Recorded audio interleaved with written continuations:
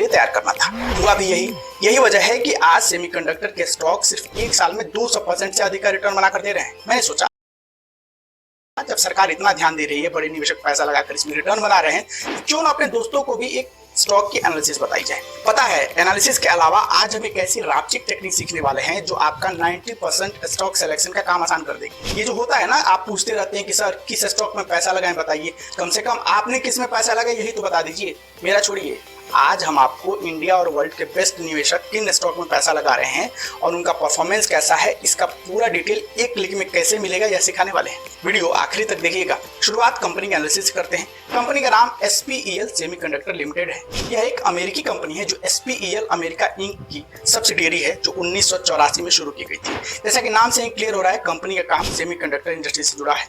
India में इस समय की बात करें तो स्टैटिस्टा की रिपोर्ट कहती है कि 2024 में यह इंडस्ट्री इंडिया के अंदर $8 बिलियन की है, जो 2027 तक $10 बिलियन के आंकड़े को पार कर सकती है। और वैसे भी सरकार ताइवान की सेमीकंडक्टर में बाहुबली बनने के घमंड को तोड़ने के लिए अगले 5 साल के टारगेट पर चल रही है। तभी ना भाई, टाटा से लेकर दूसरी बड़ी कंपनियां तक सब सेमीकंडक्टर इंडस्ट्री में एंट्री करने के लिए तैयार बैठी हैं। कुछ ने तो एंट्री कर भी लिया है। ये तो हो गई सेक्टर और कंपनी के बाद जो फिट भी है और हिट भी। रही बात की कंपनी क्या इस दौड़ में लंबी रेस का घोड़ा साबित होगी या बीच में नुकसान का निवाला खिलाकर रफ चक्कर हो जाएगी, इसका जवाब फंडामेंटल और टेक्निकल रिपोर्ट से मिलेगा।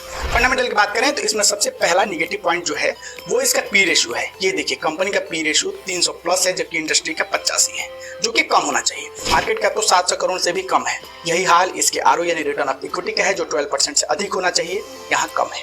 ईपीएस तो निगेटिव में है जो कि पॉजिटिव में 50 के आसपास होना चाहिए।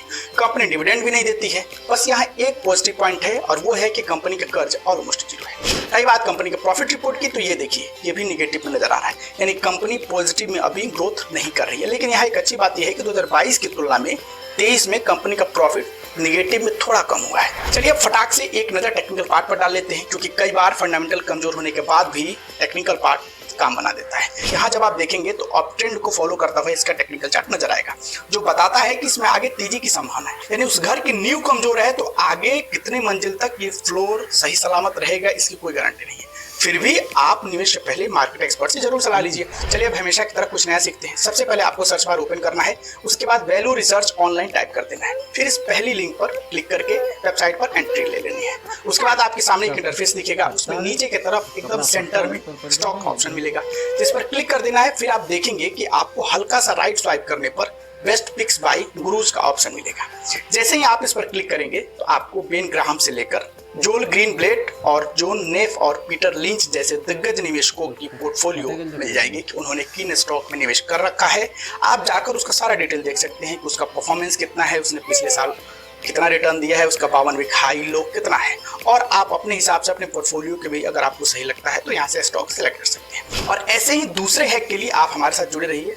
मिलते हैं नए एपिसोड में। और हाँ, अगर आज आपको कुछ नया सीखने को मिला है या वीडियो में कुछ अच्छा लगा है तो 5 स्टार रेटिंग देना ना भूलें। इजाजत दीजिए, धन्यवाद।